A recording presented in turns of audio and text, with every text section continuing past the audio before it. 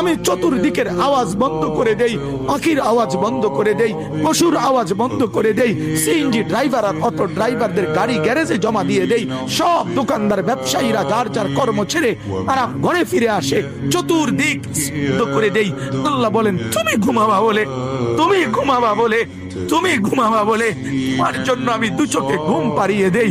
তোমারে আমি মাথা ব্যথা দেই নাই, তোমারে আমি জ্বর দেই নাই, সর্দি দেই নাই।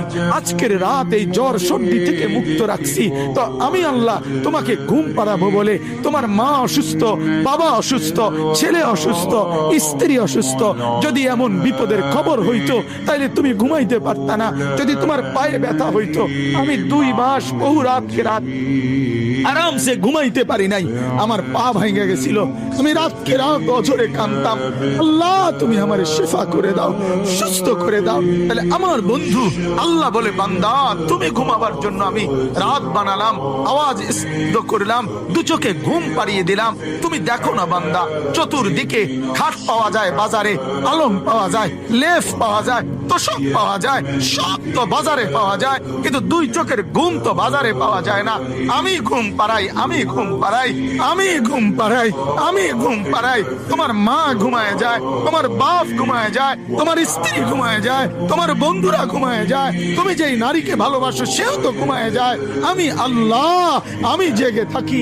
রাত 2টায় যদি তোমার পেশাব করতে উঠতে হয়, বাথরুমের জরুরত হয়, আমি ঘুমাই না, আমি 2 চোখ খুলে দেই, আবার তোমাকে ঘুম থেকে জাগিয়ে দেই। তো আল্লাহ বলেন এত কিছু করি আমি, আমি আমি বিনিময়ে আমি কি একটা সেজদা পাই না? এই নাফরমান সন্তান, এই মুসলমানের ছেলেরা যারা ঢুকছো এখন, বলো তুমি মুসলমানের বাচ্চা কিনা? মুসলমানের বাচ্চা যদি হয়ে থাকো, কেন সেজদা করলে না? কেন 1 প্যাকেট বিরিয়ানি খাইতে আসলা? কেন আসলা বেটা? লজ্জা লাগলো না বেটা? এই বেটারা কেন ঢুকলি বেটা? নির্লজ্জরা ঢুকলি কেন?